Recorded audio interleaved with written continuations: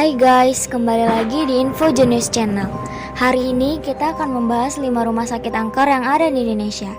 Jangan ngaku pecinta horor kalau kamu belum klik video kisah menyeramkan yang terjadi di 5 rumah sakit angker di Indonesia ini. Selamat menonton, semoga bermanfaat dan menambah pengetahuan kalian.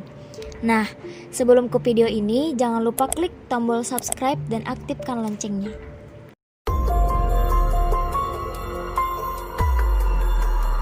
Yang pertama, Rumah Sakit Mardiwaluyo di Blitar. Rumah sakit ini menjadi salah satu lokasi yang terkenal angker di Jawa Timur. Rumah sakit yang awalnya digunakan untuk menangani kasus bedah dan kemudian dijadikan rumah sakit daerah saat pemerintahan Jepang ini menyimpan berbagai fenomena gaib. Salah satu fenomena gaib yang terkenal adalah seorang ibu yang melahirkan dibantu petugas gaib di rumah sakit tersebut. Dulu, ada seorang ibu hamil yang diajak suaminya jalan-jalan malam hari. Kemudian, tak disangka sang ibu hamil tersebut merasakan kontraksi seperti akan melahirkan. Sang suami pun membawa istrinya ke rumah sakit terdekat, yakni rumah sakit angker tersebut. Mulanya, mereka tidak merasakan hal yang berbeda dari penampakan rumah sakit itu. Semua hal tampak seperti rumah sakit normal. Hanya memang para petugas medis yang mereka temui tidak bersuara dan tanpa ekspresi. Akan tetapi, suasana mulai berubah ketika si suami meninggalkan sang istri selesai melahirkan di keesokan paginya.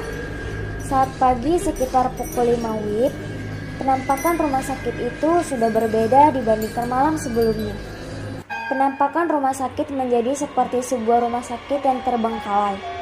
Sang suami pun terkejut ketika menemukan istri dan bayi yang telah dilahirkannya menangis di kamar jenazah. Yang kedua, 2. Rumah Sakit Bandung Medical Center. Rumah sakit ini adalah gedung bekas rumah sakit peninggalan Belanda yang terletak di Jalan Haji Wahid 1, Lebak Gede, Kota Bandung. Ini menjadi senter dengan berbagai kisah mistisnya. Dulunya, bangunan tersebut adalah milik Rumah Sakit Sartikasih. Namun, pada tahun 1995, Rumah Sakit Sartikasih dipindahkan ke Jalan Muhammad Toha nomor 369, Cisarua, Regol, Kota Bandung. Dan hingga kini masih beroperasi dengan nama Rumah Sakit Bayangkara Sartikasih. Pada tahun 2000, gedung Rumah Sakit Sartikasih diteruskan oleh Bandung Medical Center. Rumah sakit ini sempat direnovasi, namun terhenti setelah sang pemilik meninggal dunia dan tidak ada kejelasan mengenai kelanjutan proyek tersebut. Akibatnya, rumah sakit ini terbengkalai dan mendatangkan kisah-kisah tak sedap mengenai keberadaan makhluk astral. Isu-isu mistis pun ramai bermunculan. Menurut pengakuan penjaga rumah sakit ini, ia kerap kali melihat sosok-sosok makhluk tak kasat mata di area gudang. Tak heran jika rumah sakit ini memang dijadikan tempat uji nyali salah satu acara stasiun televisi swasta. Saat sejak itu, rumah sakit ini diburu para pecinta horor atau mereka yang sekedar berkunjung hanya karena penasaran dengan tempat menyeramkan itu. Pengunjung BMC akan disuguhi wajah gedung khas Belanda yang sudah tidak terurus. Beberapa kaca jendela yang mulai retak dan ditumbuhi lumut. Juga pohon-pohon besar di area BMC membuat aura mistis makin terasa kental. Bangunan ini sudah 3-4 kali direnovasi, tapi tidak kunjung selesai. Katanya para pekerja ketakutan karena sering melihat penampakan-penampakan makhluk halus. Bahkan saya sendiri pernah mengalaminya.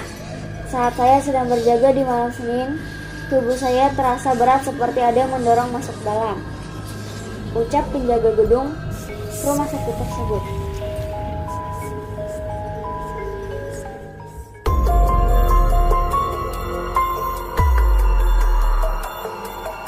Yang ketiga, 3. Rumah Sakit Dr. Cipto Mangunkusumo di Jakarta Pusat. Rumah sakit ini pertama kali diresmikan dan dibuka pada tahun 1919. Sudah sangat tua bukan?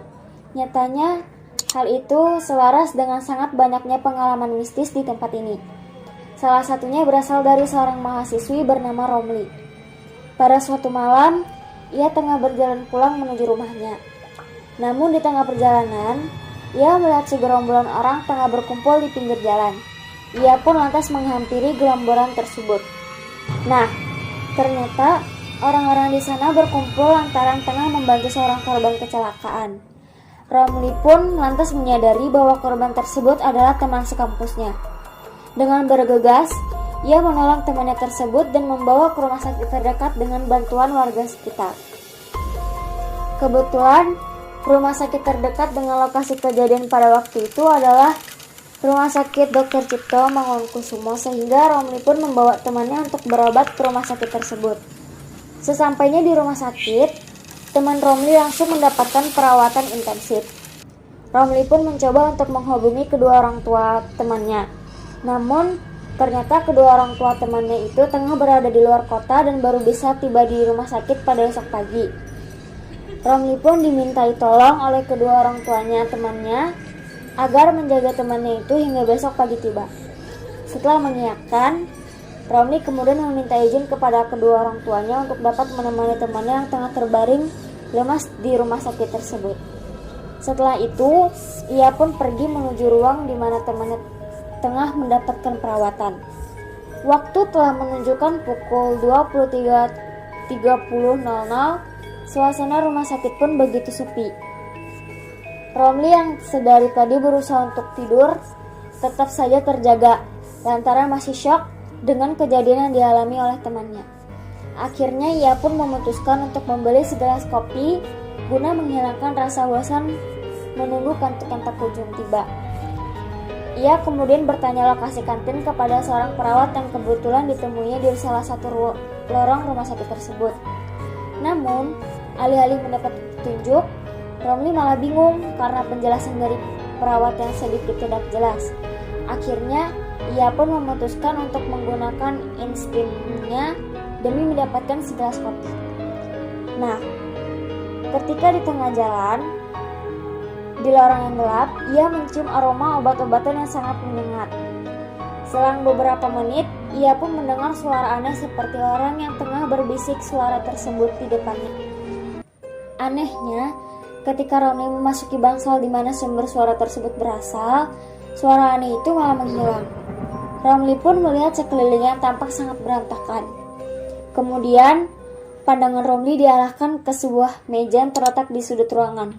Saat itu memang kondisi bangsal sangat minim cahaya, sehingga ia harus sedikit memicingkan matanya guna mendapatkan penglihatan yang fokus. Setelah berusaha untuk melihat dengan jelas, ia lantas terkejut karena melihat sepotong kepala wanita berambut panjang tergeletak di atas meja tersebut. Ngerinya, wajah dari wanita itu tampak tersenyum dengan tatapan tajam ke arah Romli sambil tertawa cikikikan. Sontak, Romli langsung kaget dan lemas dengan apa yang baru saja dilihatnya.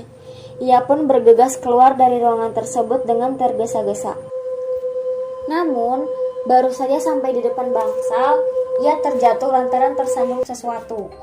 Setelah mencari tahu apa yang membuatnya tersandung, ternyata ia semakin ketakutan lantaran yang membuatnya tersandung adalah tubuh seorang pria yang tidak memiliki kaki dan tangan. Ngerinya lagi, pria tersebut menatap Romli dengan tatapan kosong tanpa ekspresi apapun. Romli pun segera bangun dan bergegas lari meninggalkan bangsal hingga akhirnya ia menabrak satpam yang tengah bertugas pada malam itu. Satpam tersebut kaget melihat kondisi Romli dengan wajah yang sangat pucat sambil gemetar ketakutan. Romli lantas dibawa oleh satpam menuju pos untuk ditenangkan. Setelah diberi minum, Romli menceritakan kejadian yang barusan dialaminya. Mendengar cerita dari Romli, satpam itu pun mengiyakan dan menjelaskan bahwa ruangan tersebut merupakan bekas instalasi bedah umum dan sudah lama tidak digunakan. Satpam itu juga menceritakan bahwa di tempat itu memang sangat angker dan cukup sering memunculkan penampakan hantu berupa potongan tubuh manusia. Romli yang masih ketakutan kemudian meminta untuk diantarkan ke ruang ICU, tempat tempatnya dirawat. Sesampainya di ruangan ICU, Romli tidak pernah meninggalkan ruangan itu hingga pagi menjelang karena saking ketakutannya.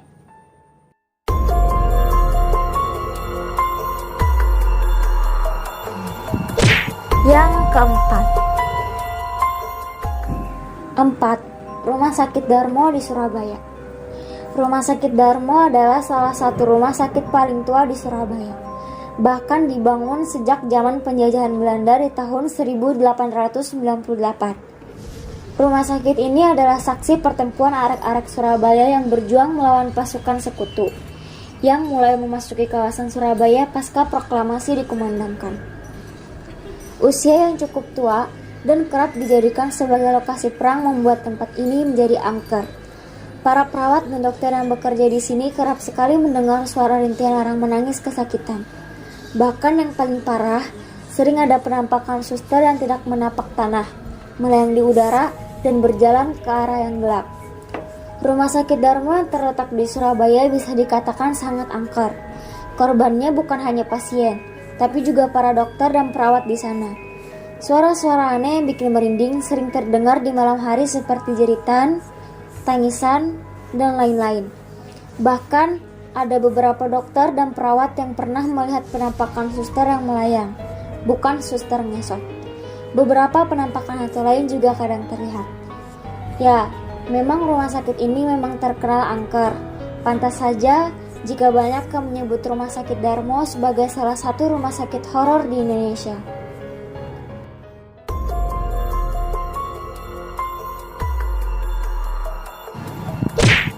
Yang kelima.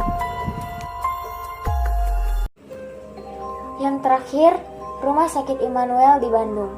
Cerita mistis ini terjadi pada tahun 2000-an, di mana hari itu bertepatan dengan malam Jumat.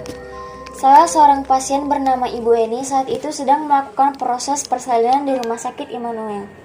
Proses persalinan Ibu Eni berjalan dengan lancar. Ibu Eni melahirkan seorang bayi perempuan yang sehat dan cantik. Keluarganya menyambut kelahiran bayi itu dengan sukacita. Di malam setelah persalinan selesai, di kamar itu hanya ada Ibu Eni dan suaminya yang sedang tertidur di sofa yang telah tersedia di kamar persalinan. Perasaan gelisah menghantui pikiran Ibu Eni karena mencemaskan bayinya yang letaknya lumayan jauh dari kamarnya. Pada pukul 00.30, Ibu Eni terbangun karena ada suara gaduh di luar kamarnya. Ia ingin membangunkan suaminya, namun tak tega. Ibu Eni mendengar suara di luar kamarnya seperti ada keranda yang sedang didorong dengan kencangnya. Dan juga terdengar suara isak tangis dari keluarga almarhum. Mereka menangis histeris. Ibu Eni mulai curiga karena suara itu berlangsung cukup lama. Rasanya ingin sekali berjalan turun dari kasur dan mengintip di jendela kamar. Namun, Bu Eni mengurungkan niatnya. Karena takut ada sesuatu hal buruk terjadi. Esok paginya, Ibu Eni bertanya kepada suster yang bertugas saat itu. "Sus, tadi malam ada yang meninggal ya?" tanya Ibu Eni. "Ya Bu, ada. Tapi Ibu tahu dari mana ada orang yang meninggal?" tanya suster.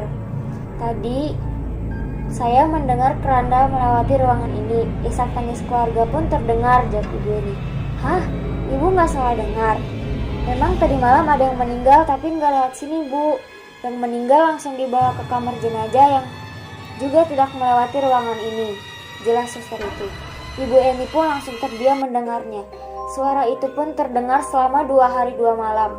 Karena Ibu Eni sudah tidak kuat lagi, ia pun untuk memutuskan pulang ke rumah. Terima kasih telah menonton video ini. Jangan lupa klik tombol subscribe dan aktifkan loncengnya. Sampai jumpa di video selanjutnya.